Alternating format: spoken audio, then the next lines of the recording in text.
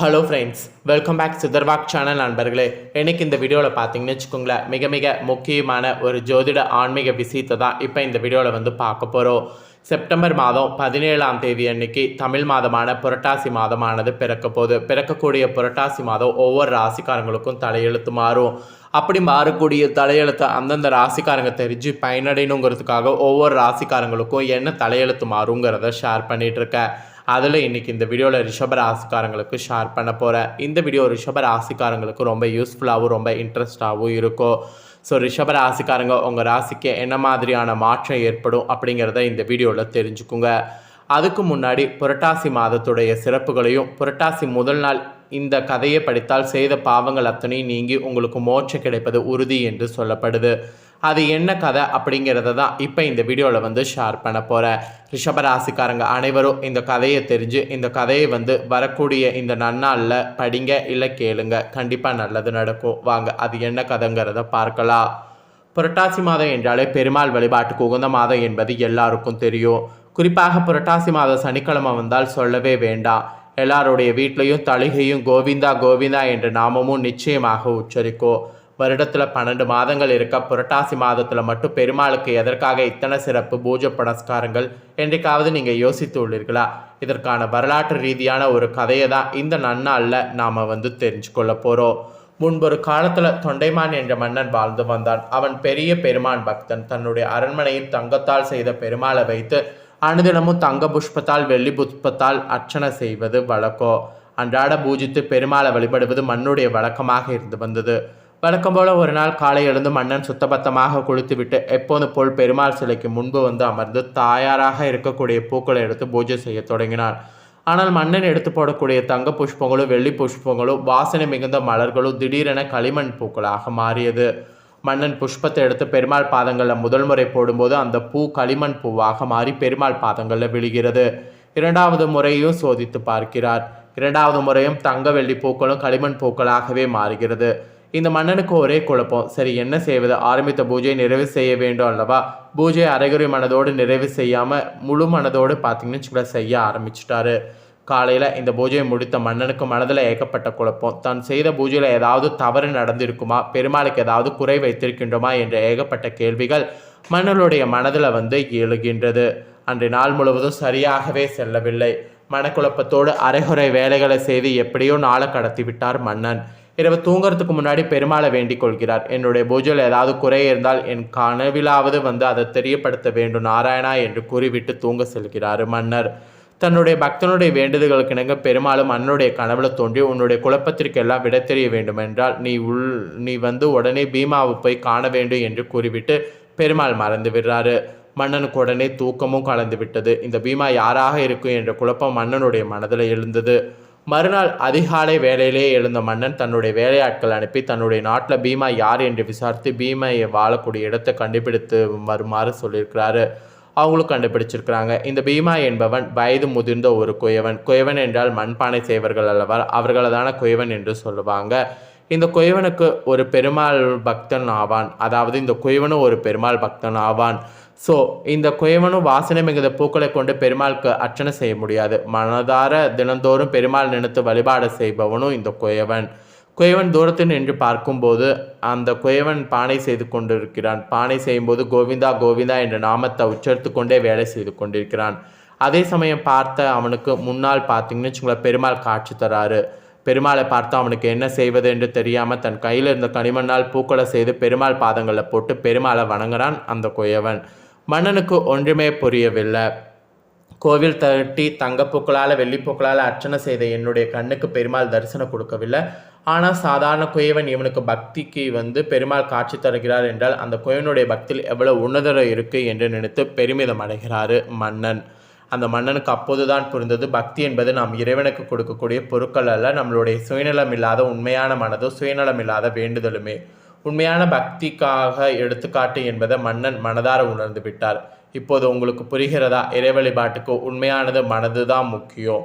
ஜாதி மற்றும் இனம், பணம், காசு இவைகள் பார்த்து என்றுமே இறைவன் அருளாசை கொடுப்பது கிடையாது. இந்த கனையை உணர்த்தக்கூடிய வகையில் இன்று திருப்பதியில் மண்பாண்டங்களில் சில நெய்வேத்தியங்களை பிரசாதமாக வைத்து பொருள் மாலுக்கு படித்து அதாவது பெருமாளுக்கு வழிபாடு வந்து செய்யப்படுது.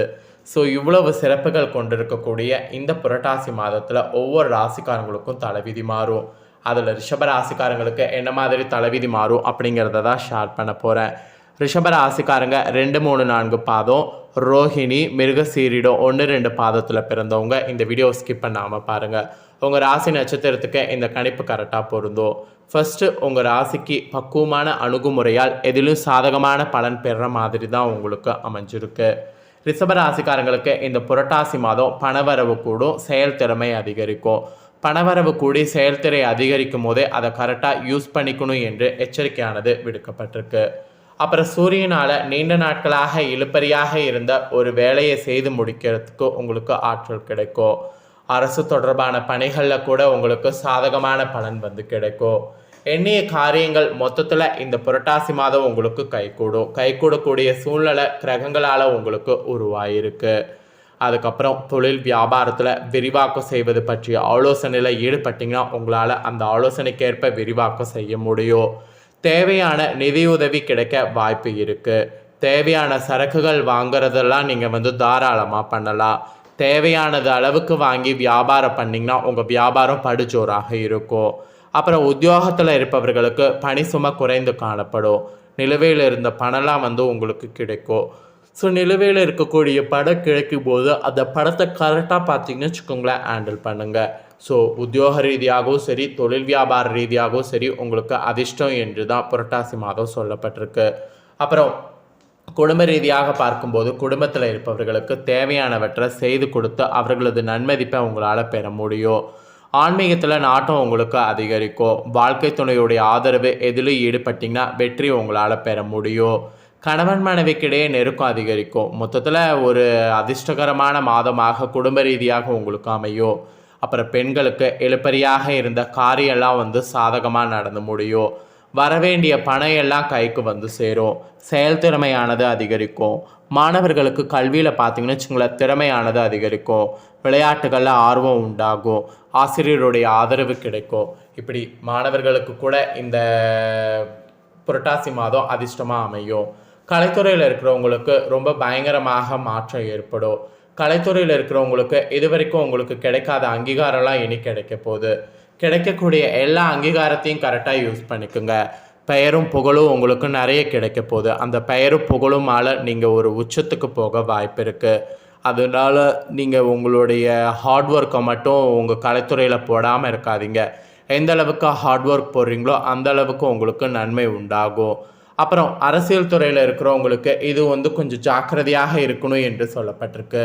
ஏன்னா புரட்டாசி மாதம் கிரகங்கள் உங்களுக்கு சாதகமற்ற அமைஞ்சிருக்கிறதுனால கொஞ்சம் கேர்ஃபுல்லாக இருக்கணும் என்று சொல்லப்பட்டிருக்கு. ஸோ உங்களுக்கு பெரியவங்க வந்து என்ன சொல்கிறாங்க அப்படிங்கிறதெல்லாம் வந்து பாருங்கள். ஆலோசனை பண்ணி செயல்படுங்க. எடுத்தோம் கோத்தோம் அப்படிங்கிற மாதிரி செயல்படாதீங்க. எடுத்தோம் கோத்தோம் அப்படிங்கிற மாதிரி செயல்பட்டிங்கன்னா அது உங்களுக்கு பெரிய இழப்பில் போய் முடியும். அதனால் எடுத்தோம் கோத்தோம் அப்படிங்கிற மாதிரி செயல்படாதீங்க. அப்புறம் உங்களுடைய அரசியல் துறையில் தொண்டர்கள் வந்து உங்களை கவுக்கிறதுக்கு என்ன வேணாலும் பண்ணுவாங்க. அதனால் தொண்டர்களை நம்ப வேண்டாம். முழுக்க முழுக்க ரொம்ப கவனமாக இருக்க வேண்டியது அவசியம். மற்றபடி உங்கள் ராசிக்கு வேறு எதுவும் வந்து புரட்டாசி மாதம் நடக்கும்னு சொல்லப்படல. ஸோ புரட்டாசி மாதம் உங்களுக்கு என்ன மாதிரியாக இருக்கும் அப்படிங்கிறத ஃபுல்லாக எக்ஸ்பிளைன் பண்ணிட்டேன். எக்ஸ்பிளைன் பண்ணதை தெரிஞ்சிருப்பீங்க. ஸோ தெரிஞ்சதுக்கேற்ப நடந்து ரிஷப ராசிக்காரங்க பயனடைங்க. உங்களுக்கு பரிகாரமாக என்ன சொல்லப்பட்டிருக்குன்னா, இந்த புரட்டாசி மாதம் வரக்கூடிய பிரதோஷ காலத்தில் நந்தீஸ்வரை வணங்கி வரணுமா? அப்படி வந்தீங்கன்னா எதிர்பார்த்த காரியம் நடந்து முடியுமா? எதிலும் சாதகமான நிலை காணப்படுமா? அதனால் இந்த ஒரு பரிகாரத்தை மட்டும் மறக்காமல் ரிஷப ராசிக்காரங்க செய்து பயன்பெறுங்க. ஸோ இந்த வீடியோவை இப்போ நீங்கள் பார்த்து முடிச்ச உடனே இதை லைக் பண்ணி உங்கள் ஃப்ரெண்ட்ஸ் ஃபேமிலிக்கு ஷேர் பண்ணுங்கள். ஏன் நான் ஷேர் பண்ண சொல்கிறேன்னா, உங்கள் ஃப்ரெண்ட்ஸ் ஃபேமிலியில் இருக்கிறவங்களும் வீடியோ பார்க்கட்டும். அவங்களும் அவங்களோட ராசி ரிஷப ராசியாக இருந்ததுன்னா இந்த தாள்களை தெரிஞ்சு இந்த தாள்களுக்கு ஏற்ப நடந்து பலனடையட்டும். ஸோ கண்டிப்பாக வீடியோ லைக் பண்ணி ஷேர் பண்ணுங்கள். உங்கள் ஃப்ரெண்ட்ஸ் ஃபேமிலியில் இருக்கவங்களும் பார்த்து பலனடையட்டும். மேலும் இதே போல் புதிய அப்டேட்டான நிறைய வீடியோ நம்ம சேனலில் போடப்படும். அதை எல்லாத்தையுமே உடனுக்குடனே தெரிந்து கொள்ள மறக்காமல் நம்ம சேனலை சப்ஸ்கிரைப் பண்ணுங்கள். கூட பெல் பண்ண ப்ரெஸ் பண்ணுங்கள். ஃபர்ஸ்ட் டைம் பார்க்குறவங்க, சப்ஸ்கிரைப் பண்ணாமல் இருக்கிறவங்க சப்ஸ்கிரைப் பண்ணி பெல் பண்ண ப்ரெஸ் பண்ணி வச்சுக்கிட்டிங்கன்னா இனி நான் போடுற மற்ற அப்டேட்டான எல்லா வீடியோஸும் உடனுக்குடனே தெரிந்து கொள்ளலாம். ஸோ சப்ஸ்கிரைப் பண்ணாமல் இருக்கிறவங்க சப்ஸ்கிரைப் பண்ணி பெல் பண்ண ப்ரெஸ் பண்ணுங்கள். அதுவும் ஆல் அப்படிங்கிற ஆப்ஷனில் இருக்கக்கூடிய பெல் பண்ண ப்ரெஸ் பண்ணுங்கள். அதை நீங்கள் பண்ணிங்கன்னா தான் நான் போட மாட்டேன் அப்படின்னா எல்லா வீடியோஸும் உடனுக்குடனே தெரிந்து கொள்ளலாம். ஸோ மறக்காமல் பண்ணுங்கள். வேறொரு வீடியோவில் வந்து உங்களை சந்திக்கிறேன். நன்றி.